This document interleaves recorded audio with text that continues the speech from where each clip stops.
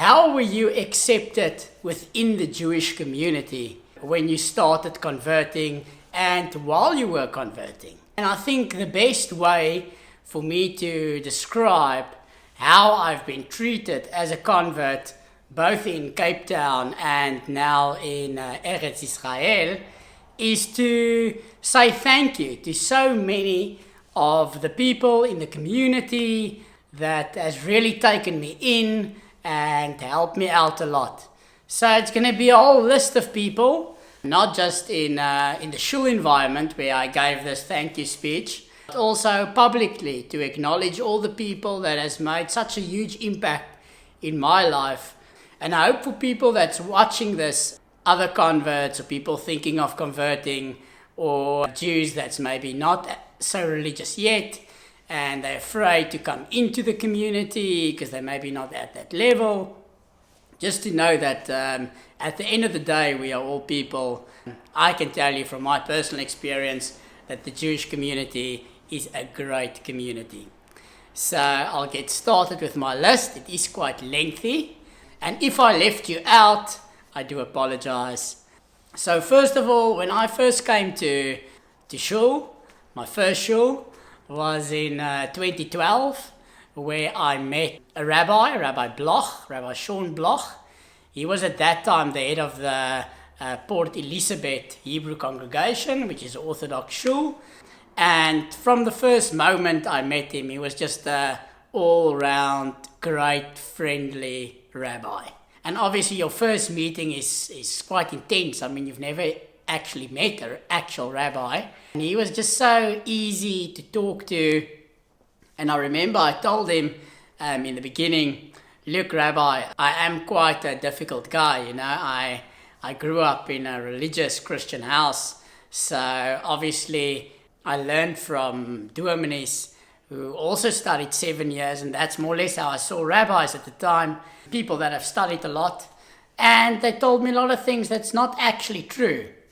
So Rabbi Bloch told me, and this is something that I'll remember forever, he told me, look, if I tell you anything, look it up in the sources, I'll give you the sources, and if I tell you anything that you cannot find in a source, or that doesn't exist, or that I have some way twisted to fit my agenda, then from that point on you should believe nothing that I say. I am a rasha, and you should take nothing from me and find yourself another rabbi.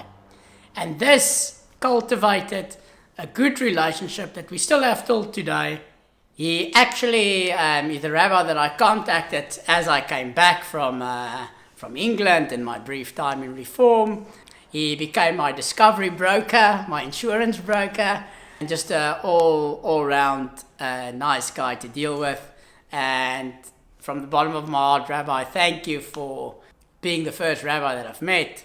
Thank you for accepting me, and thank you for everything that you've learned with me, and for all the Shabbat meals that you've hosted for me, for you and your wife. I ate at Rabbi Bloch almost every Shabbat, because at that time in Port Elizabeth I wasn't keeping kosher, I was just starting out. They always invited me out, they told me I could sleep over if I wanted to, and they was just very welcoming.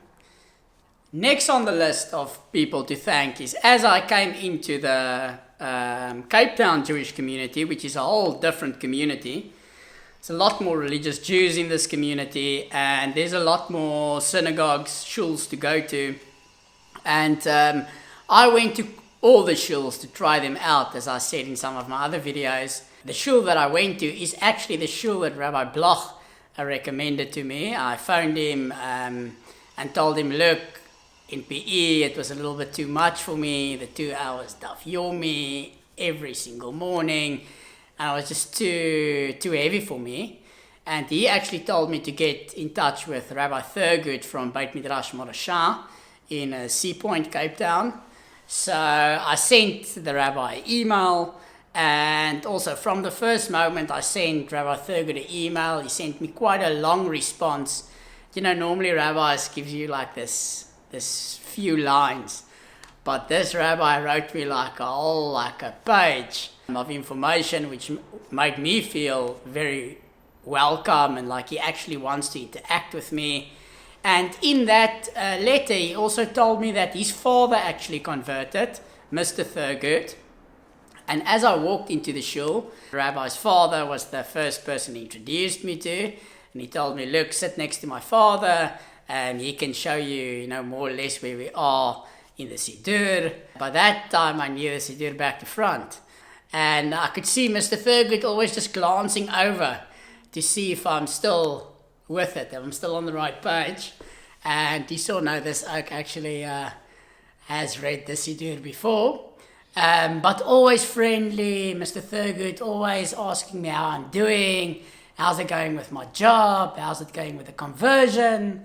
And also his wife, the rabbi's mother, she's always helping out in the shul, always friendly, always ready to help out, always ready to have a little chat. So thank you a lot to Mr. and Mrs. Thurgood.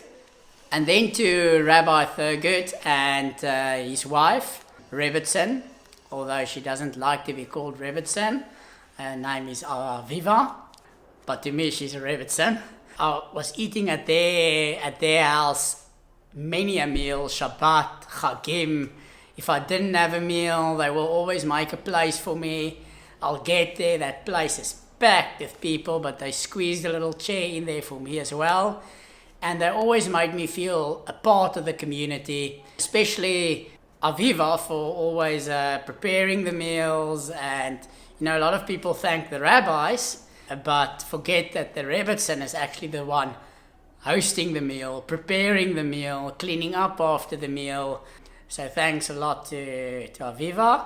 The other reason I connected to Aviva is because she's also a physiotherapist and I'm a prosthetist orthotist. So we work in a very similar field. And it was nice to see someone that's very religious and very connected to Judaism, but still having a normal, proper job. And then obviously to Rabbi Thurgood, who I learned with once a week, that I had to answer a lot of uncomfortable questions during my conversion. Like I said in my other video, my life story video, I am quite a challenging person because I do like to question things and look at it from different angles. That sometimes can cause some friction, but Rabbi Thurgood handled it in his normal, nice, friendly, and open way. Still till today I ask him questions. When I came to Israel, I had a few issues with kashrut here, and he was the first rabbi that I contacted because number one, he knows me, he spent years with me, and he knows where I'm coming from. Always nice to see him, always nice to talk with him. And thank you, Rabbi Thurgood, for everything that you've done for me and for accepting me into the community and learning with me and spending many hours with me after Minyan, discussing various topics. I'm sure you had other things to do, but you always gave me the time and I really appreciate that. And then one of the first families that I really connected with in Cape Town was the Katz family, Kim and Lance Katz, and their kids is Sasha and Sarah. I told Rabbi Thurgood, look, I'm not really getting any meal invites, for Shabbos. He says, look, you got to ask people. You got to tell them, look, I'm new and I want to come for a Shabbos meal. And he said it's acceptable in their culture.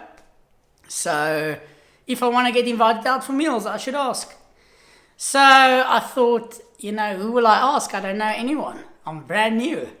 So, and I've been eating at Rabbi Thurgood at that point every meal. So Rabbi Thurgood told me, ask that guy in the front, which is Lance Katz. I remember I went to Lance and I told him, look, Lance, I'm new here. Rabbi Thurgood said I should ask you if I could maybe come for a meal. And he told me, not only I can come for the meal, but he said, if ever you do not have a meal, ask me first. Don't ask anyone else, ask me first. And that really touched me.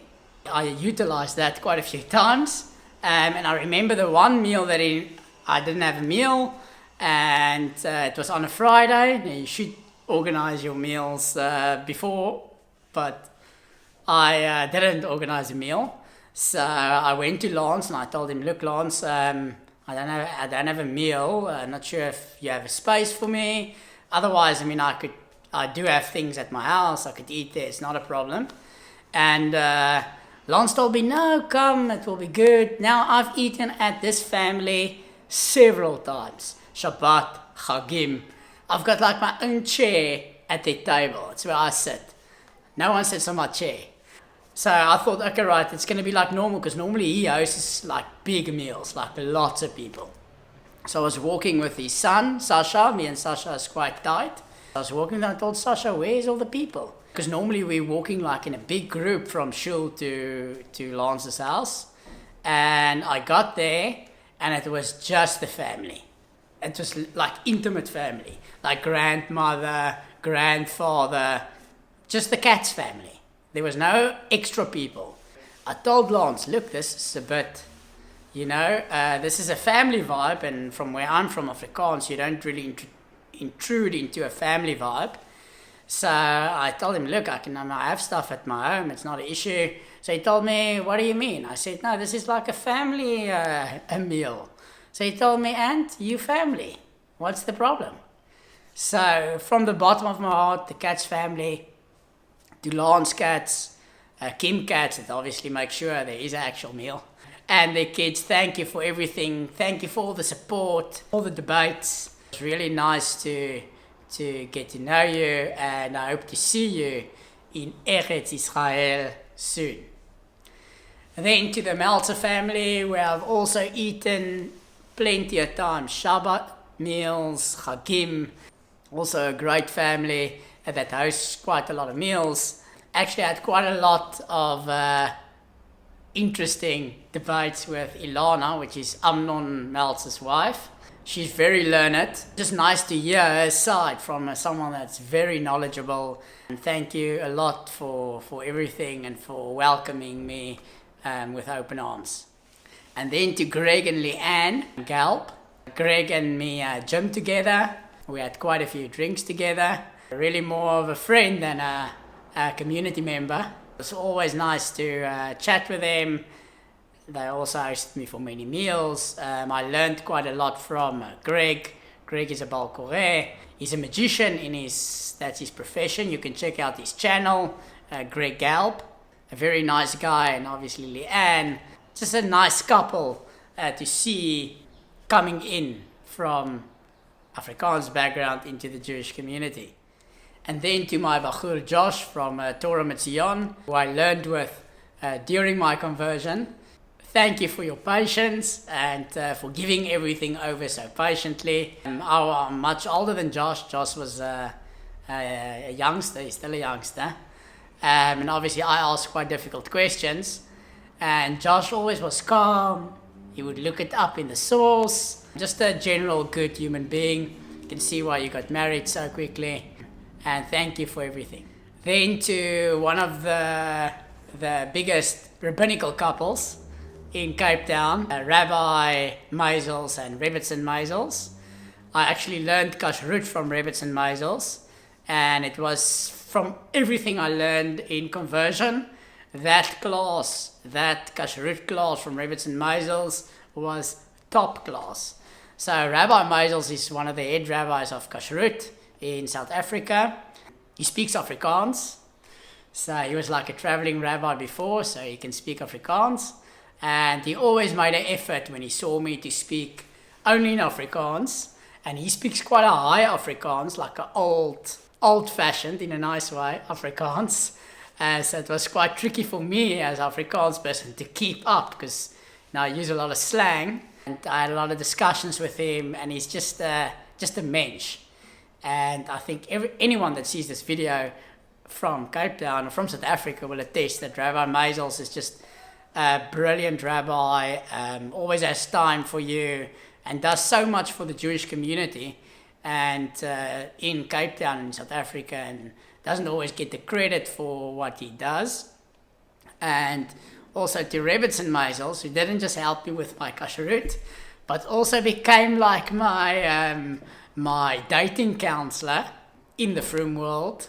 because I don't really know how to date in the frum world. It's a little bit different than the secular way. And just for the patience, we had many chats, like hour-long chats. And she's a counselor as well, so you can see why she's a counselor as well. So thanks a lot to Rabbi Misel and Rebbitzin Misel for always welcoming me. Meals that I had with you guys was always great. And just to see a old religious couple just living Judaism. Most of the kids are living in Israel. The one son's a rabbi. So just a great couple to learn from. And then to Rabbi Kurat, who was the Rosh Baidin at the time when I started my conversion. A big rabbi, I mean tall, long beard, like an intimidating rabbi. But I remember I was davening. At that time I wasn't allowed to put the tefillin because, in conversion, they only allow you to put the tefillin at a certain stage, but I had the tefillin. And this rabbi was davening next to me. Now, I didn't know who he was. Just looks like another Haredi guy. So I was davening, and he looks the whole time over at me, and he's like, he points like to his tefillin. So I told him, no, it looks good, it's in the right spots. So, no, he told me, no. So I'm busy, we're busy davening, yeah? So he lets me be. And at the end, when we finished Shacharit, he asked me, why are you not putting tefillin? So I told him, Rabbi, it's a long story. I'm converting. I started in P in 2012, and now I'm here. And the Baidin says I can't put tefillin, and Rabbi Thurgood says I can't put tefillin. So he walks over to Rabbi Thurgood, tells Rabbi Thurgood, what's with this guy? Why is he not putting tefillin? So Rabbi Thurgood tells him the same story, that he's converting, he's still learning. So Rabbi Kurat asked me a few halakha about tefillin, which I already learned, so I got it right. So Rabbi Kurat said, no, you can put tefillin. So I told this Rabbi Kurat, now I don't know who he is. So I told him, look, Rabbi, with all due respect, I listened to my Rabbi Thurgood. And then Rabbi Thurgood said, no, you listen to this rabbi, because this is the Rosh Baidin of South Africa. So whatever he says goes. So from that point on, I could put on tefillin, and I just always had nice chats with him. And for me, he was a great guy, Talmid Chacham, and he moved back to Israel with his wife. And then the new Rosh Baidin took over, and the new Rosh Baidin was Rabbi Smith. He's still the Rosh Baidin. And he was a fantastic guy. Also, Haredi, Talmid Chacham. You can ask him anything. He sources you from his head. He just drops you sources. It's crazy. And I had very nice chats with him. I remember the one morning, I asked him a question. He wasn't 100% sure about the answer. He said he has an answer, but he doesn't want to just give me an answer. He will have to think about it, and when he sees me again, he will give me the answer, which I also respect. It shows he doesn't just want to give you something. He actually wants to think about it a bit. But that same day, I had a meeting scheduled with a Baidin, which was my final Baidin meeting, and he was sitting as the Rosh Baidin. So I was sitting in the Baidin, and he was walking past, and he told me, oh, Theo, what you doing here? I told him, Rabbi, I come to see you. He says, why you come to see me? I'm seeing converts today. I told him, Rabbi, I'm a convert. So then he gave me the answer to the question I asked in the morning. He said he thought about it. This is the answer. So then obviously I saw him in the Baidin. He already knew me. So yeah, all around nice guy. Always nice to chat with him. I saw him once with his phone, and he's got a smartphone with WhatsApp. So I told him, Rabbi, you Haredi, what you doing with a smartphone, with WhatsApp? He says, look, I'm living in the world. I need to use the technology. Obviously the phone's kashed and everything, but it was good to see a rabbi at that level still living on planet Earth. So thank you a lot for everything that you taught me. And some of the other rabbis also in the community, I'll just mention them briefly. It's all rabbis I had interactions with that opened me with opening arms and always made me feel involved. Rabbi Brett, who I learned with at Orthodox Jews, Rabbi Echt, who arranges a lot of the events for young professionals and puts a lot of energy into it and doesn't always get the credit for it, unfortunately. But yeah, he spends a lot of time with especially the young professionals and trying to create a vibe for them where they can feel also part of the community, where there's a lot of families and older people. So thanks a lot for Rabbi Echt for all the good work that you're doing. Rabbi Cannon, who I learned some Gemara with. Probably one of the funniest rabbis that you could learn with. Obviously very knowledgeable from Orthodox Jews. And one of the things that stuck with me, that he taught me once when I gave him my answer, he asks questions on the Gemara and then you give answers. And if you don't give the answer out clearly, he tells you, if it's not clear here, it doesn't come out clear here. So first get it clear here and then let it come out here, which is brilliant. And something that I have tried to apply, and not just to give an answer, but actually to think about it and then give it over more clearly. And thanks for the learning that you do with young professionals and all the great work that you do within the community. And then also thank you to Rabbi Whitman from the Academy that I had many courses with, Torah in a Nutshell, the Tanakh course, Visionaries of Zion.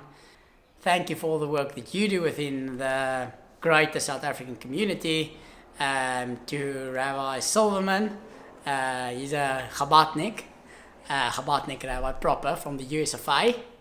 Always nice to chat with him, very friendly, very open, very welcoming, always ready to have a chat. I saw him at the gym a few times. Also thank you to Rabbi Ochek from Orthodox Jews that also welcomed me with open arms into the community. Rabbi Popak, both the father and the son from Chabad. To Rabbi Ziegler, I should call him now Rabbi Ziegler, he just got his smicha, Mazel Tov.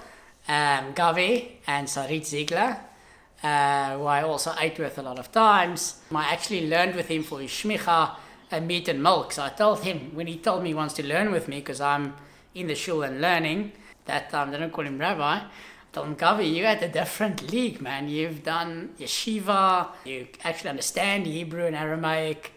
I mean, I'm new, so I don't think I'm the right fit for you to learn with. So he said, no, you ask questions, you ask good questions. So I learned with him meat and milk. It was a great experience. Just the level of his learning compared to what I'm learning is the next world. Thank you for spending that time with me, and I hope to see you and the Rebbitzin soon in Eretz Israel. And then to the Ben Shalush family, Rabbi Ben Shalush and Rebbitzin.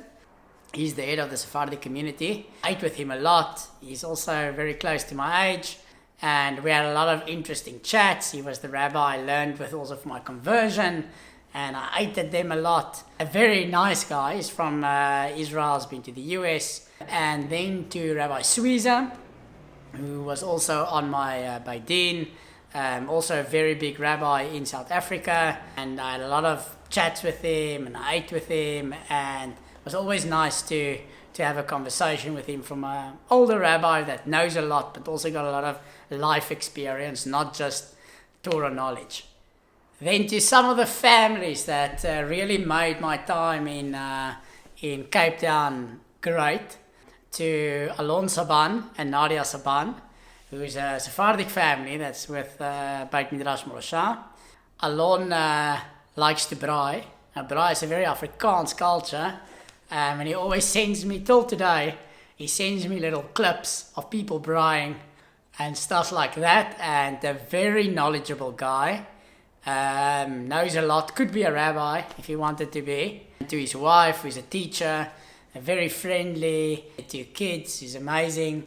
Always nice to see him at shul, to friendly faces, especially the chats with Alon. He also likes to debate. He doesn't like to challenge rabbis in public, but he does like to debate, and I had very good discussions with him and learned a lot from him. And then to the Leibby family, who I learned a lot from, especially Matthew Leibby, who wasn't religious before. He was completely secular. He told me the story.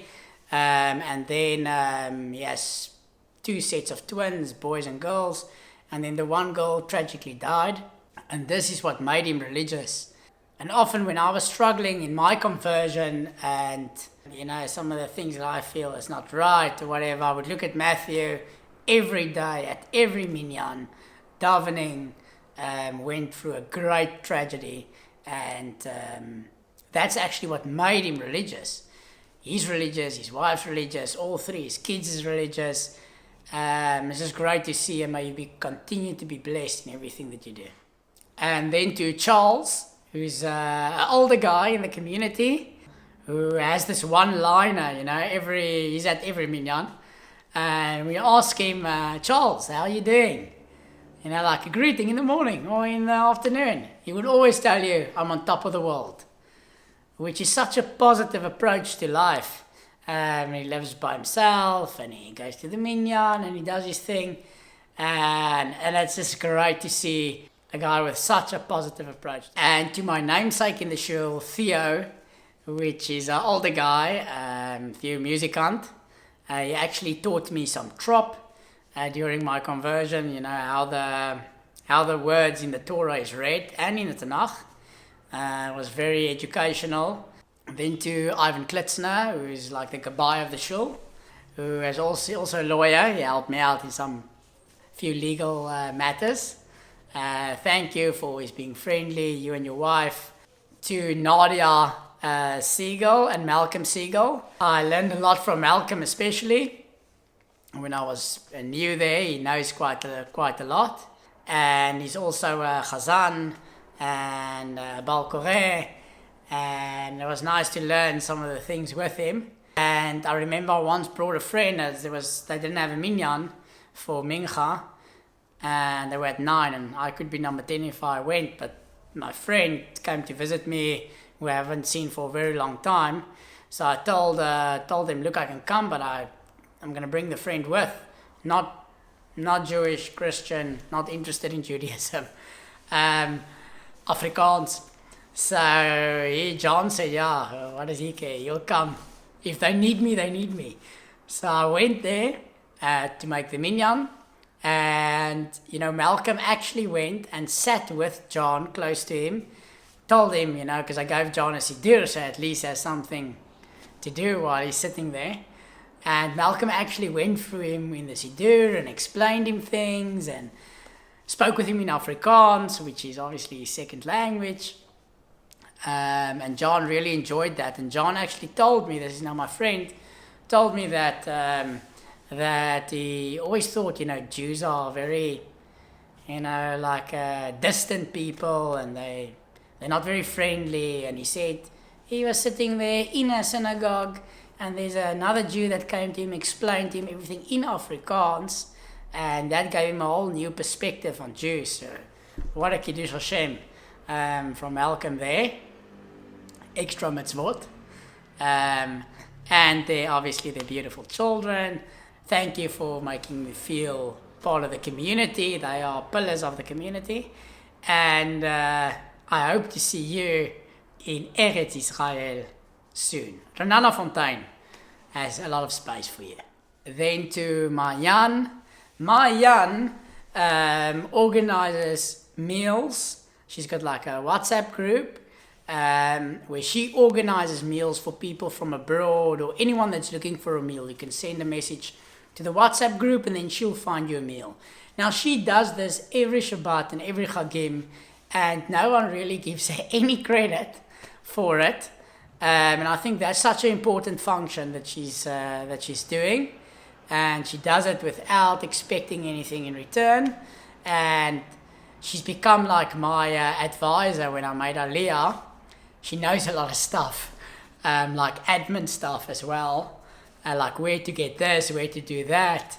Thank you for all the help to get me here in Renana Fontaine, Eretz Israel. I really appreciate it. And she's also making Aliyah, I think at the end of December and January, to Modi'in. So I hope to see you soon. Then to Mr. David Cohen, or what we call the Cohen Gadol in our shul. He's there at almost every minyan.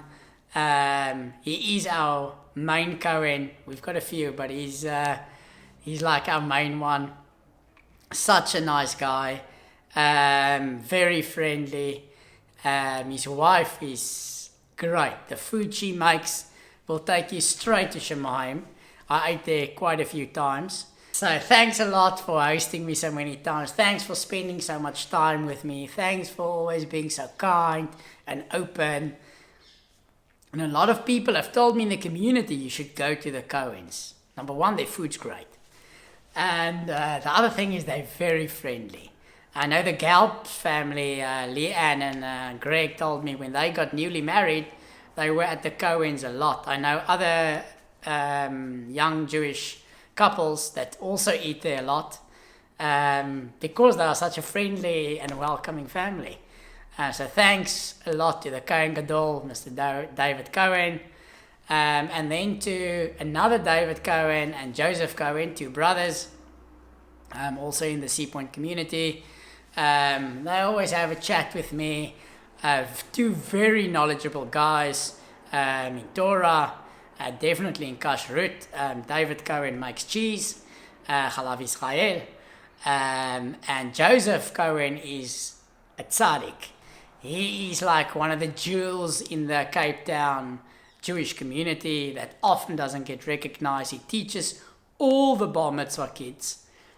And my previous employer, where I was a partner, he told me his son, when he went for bar mitzvah lessons, the only class he was always ready to go and happy to go to, and happy when he came back from the class, was Joseph Cohen, who taught him the laning for his Torah portion.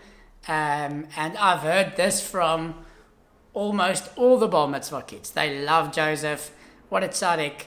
Thanks for everything that you do for the Jewish community, and may you go from strength to strength. Then to all of the other converts. So there's quite a big convert community there in Cape Town, and we are quite tight. And Yasher Koach to all of you that finished, to all of you that's still on your way. Thanks a lot for all the support, all the chats, all the drinks, all the dinners. Always nice to see another convert, someone like you. A special thanks to Ross Hess, who's made Aliyah before me, also part of my inspiration to make Aliyah.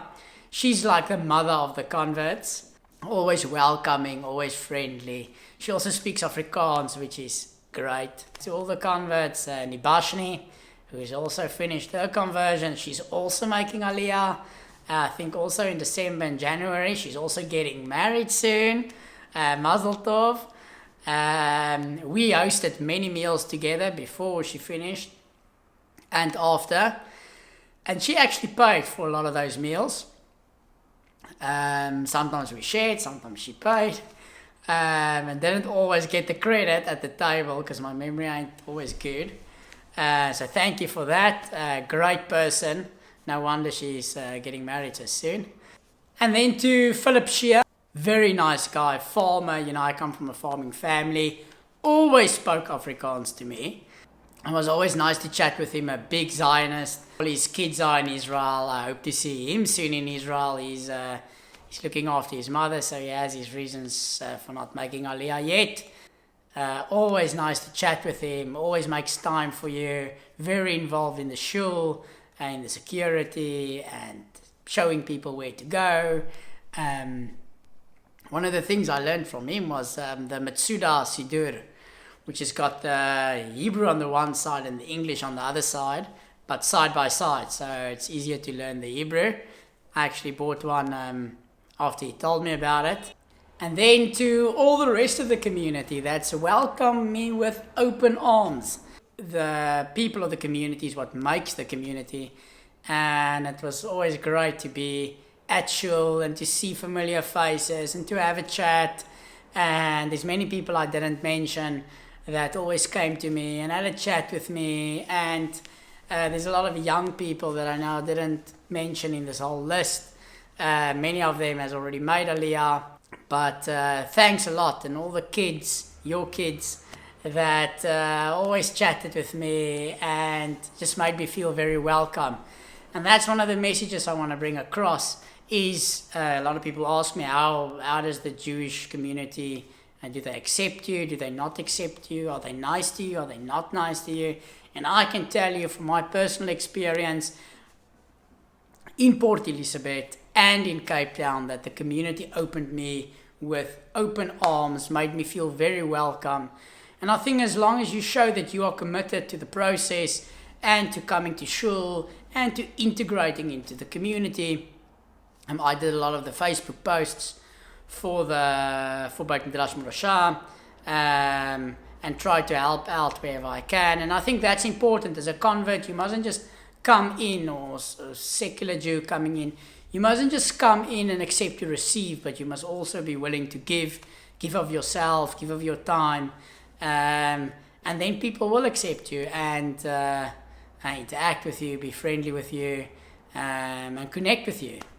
And then, last but not least, I do want to thank HaKadosh Baruch Hu for everything that He has done for me, for bringing me to these communities, to Port Elizabeth community and to the Cape Town community, and supporting me in everything that I do. And I want to tell all the other converts and secular Jews that trust in Hashem, He will make a way. I hope you have a great Shabbat. May you continue to be blessed in everything that you do. Shabbat Shalom. Hashem Melech, Hashem Malach, Hashem Yimloch, Leolam Vaed.